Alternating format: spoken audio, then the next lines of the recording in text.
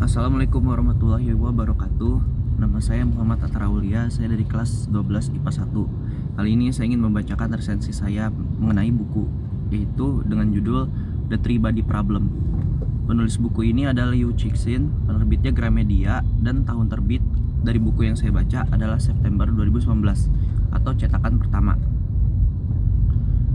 Pertama, untuk sinopsisnya yaitu adalah novel ini merupakan karya fiksi ilmiah tentang kontak manusia dengan alien dan bagaimana hal tersebut akan mempengaruhi sebuah peradaban. Pertama, buku ini berkisar pada suatu negeri dan kebudayaannya, yaitu Cina atau Tiongkok saat fase revolusi kebudayaan. Nah, salah satu korban dari revolusi tersebut adalah seorang ahli fisika, ayah dari gadis kecil bernama Ye Wenji, yang mati dibunuh dengan kejam di depan mata kepalanya sendiri. Ye Wenji tumbuh mengikuti jejak ayahnya dan memiliki ketertarikan yang kuat akan fisika. Ye Wenji suatu saat terlibat dalam proyek rahasia pemerintah. Dalam waktu-waktunya di proyek tersebut, Wenji sedang meneliti sebuah fenomena terkait matahari dan hubungannya dengan gelombang radio. Untuk menguji hipotesisnya, Wenji menggunakan satelit radio yang digunakan dalam proyek rahasia itu, dan ia terkejut saat ada kontak yang terjadi antara dirinya dan sebuah sumber dari luar angkasa yang menggunakan gelombang radio. Keputusan Ye Wenji sejak kontak pertama tersebut akan mengubah segalanya. Nah, kontak tersebut itu menjadi sebuah katalis bagi pembentukan dua kubu dan perseteruan yang dialami keduanya. Pertama-tama ada kubu yang menerima penuh kedatangan makhluk tersebut dan berencana untuk membantunya mengubah bumi. Kedua adalah kubu yang menentang akan kedatangan makhluk tersebut, mempercayai bahwa nasib umat manusia hanya ada kehancuran peradaban yang menunggu. Lalu untuk ceritanya, pertama-tama dari orientasinya, yaitu Cina saat tahun 1960-an, masa dari puncak revolusi kebudayaan. Sama masa-masa yang penuh gejolak ini, beberapa faksi saling menuduh karena kurang semangat dan kesetiaan terhadap cita-cita gerakan. Banyak yang menderita dan mati sebagai akibat dari perburuan komunis yang brutal.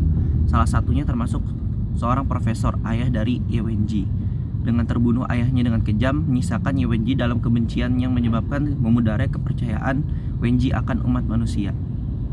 Bertahun-tahun kemudian, Ye Wenji tumbuh menjadi ilmuwan dalam bidang astrofisika, dan dia ditugaskan di luar keinginannya untuk mengabdi di sebuah pemerintahan di mana dia mengambil bagian dalam proyek yang bertanggung jawab atas kematian sebuah hutan.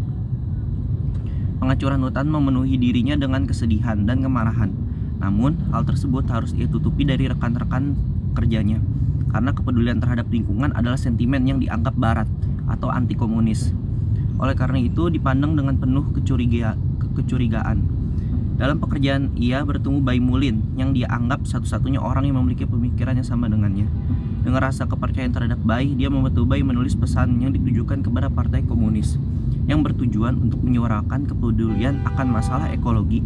Tetapi hal ini malah menempatkan dirinya dalam masalah.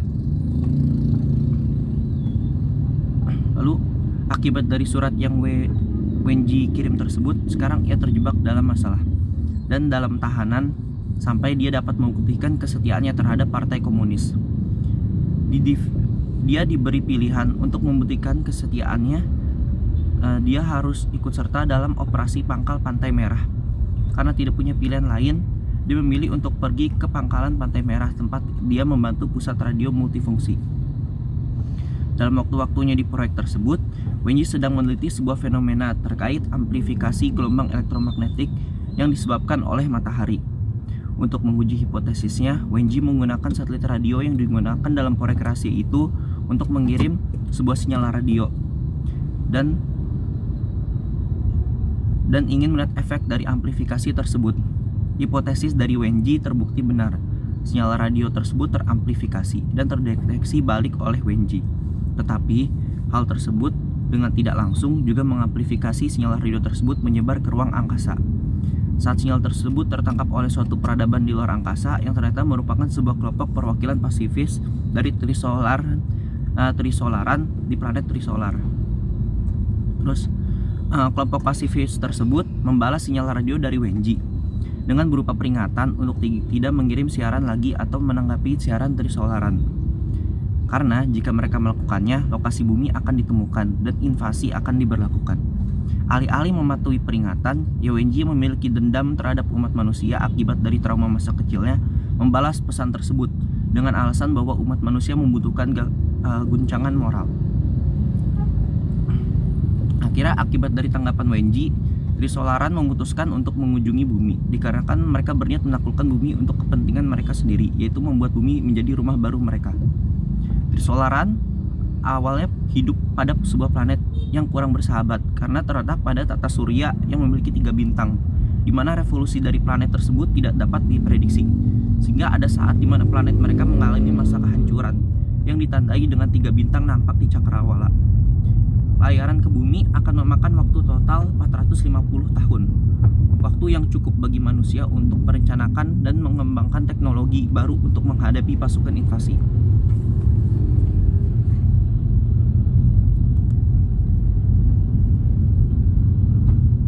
Trisolar mengetahui akan hal tersebut.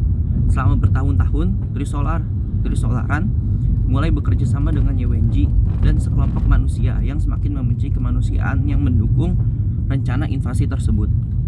Mereka mulai menjabotase upaya perang manusia dengan menghancurkan kepercayaan umat manusia pada perkembangan teknologi mereka sendiri, sementara alien mengirim pihak terdepan untuk mengganggu perkembangan ilmiah.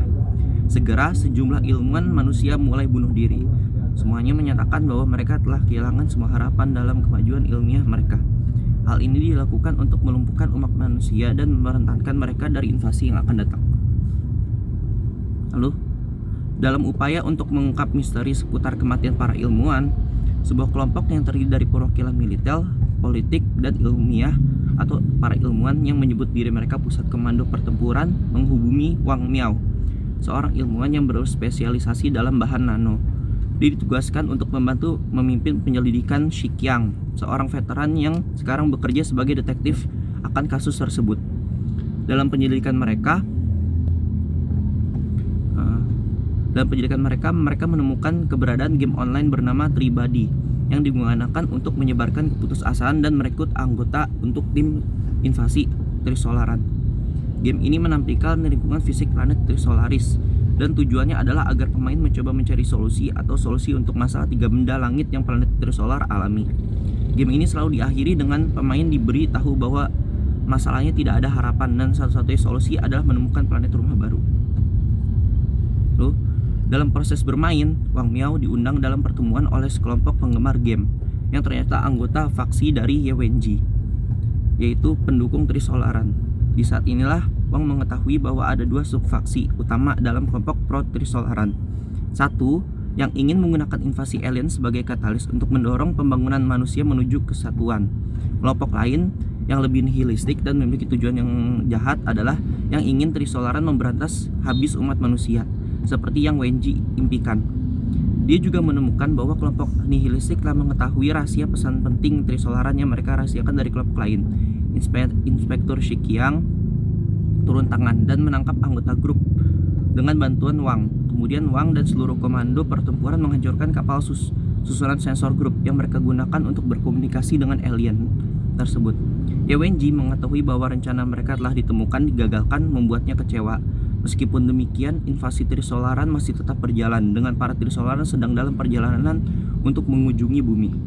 Tetapi hal tersebut tidak sia-sia karena dengan diberantasi akar dari masalah yang mengganggu pengembangan teknologi, manusia dapat dengan sekali lagi melanjutkan penelitiannya dengan optimis, sehingga ancaman dari Trisolaran ke depannya dapat diantisipasi dengan teknologi yang akan datang.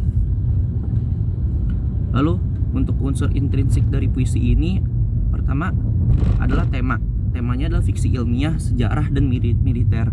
Penokohannya yaitu ada Ye seorang peneliti di bidang astrofisika yang memiliki masa lalu suram yang berhubungan dengan revolusi kebudayaan Tiongkok, dan dia merupakan protagonis pertama dan antagonis pada final. Wang Miao.